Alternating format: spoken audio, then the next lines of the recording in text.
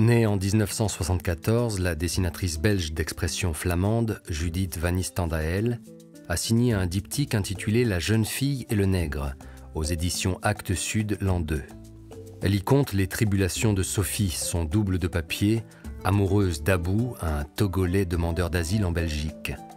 Le premier tome, Papa et Sophie, adoptent le point de vue de son père.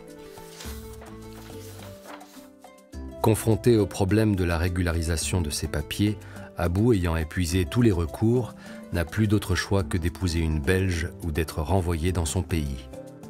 Dans la case en bas à droite, le regard entre Sophie et Abou semble déjà sceller cette union.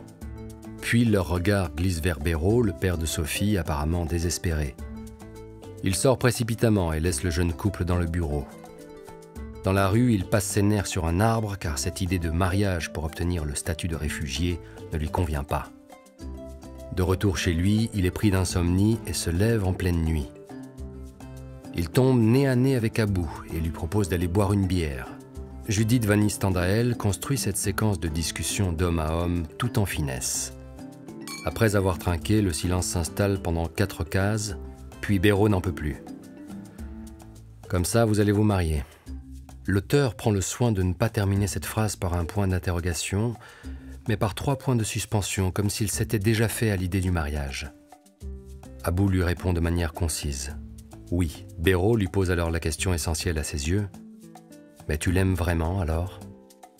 Abou comprend son inquiétude et se met à sa place. « Je ne confierai jamais ma fille à un demandeur d'asile au passé obscur, dit-il. » Cependant, il l'invite à avoir confiance en Sophie. Elle est assez intelligente, précise-t-il. Il répond finalement à ses questions. « Et oui, j'aime votre fille. » L'auteur change de point de vue. Les 2 protagonistes se retrouvent de dos à distance l'un de l'autre. Abou exprime la sincérité de ses sentiments envers Sophie. « De tout mon cœur », précise-t-il. Dans cette dernière case, l'auteur utilise un plan serré pour les rapprocher. Béraud le regarde en silence, convaincu, semble-t-il, qu'Abou est vraiment amoureux de sa fille. Le mariage aura bien lieu.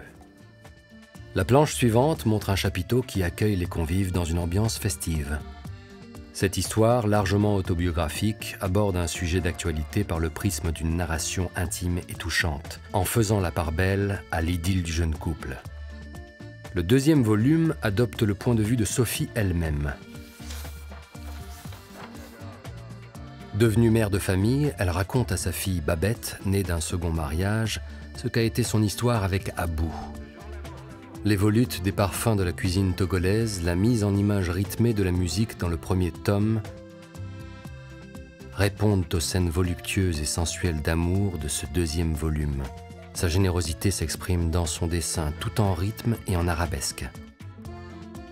Même s'il s'agit de l'évocation d'une histoire d'amour révolue, les saveurs, la sensualité, les souvenirs restent bien présents à l'esprit de Sophie. L'auteur réussit à retranscrire ces sensations de manière très visuelle et sensitive. Certaines planches sont une invitation à la découverte, à l'acceptation de l'autre dans toute sa différence, avec une tonalité tendre et humoristique.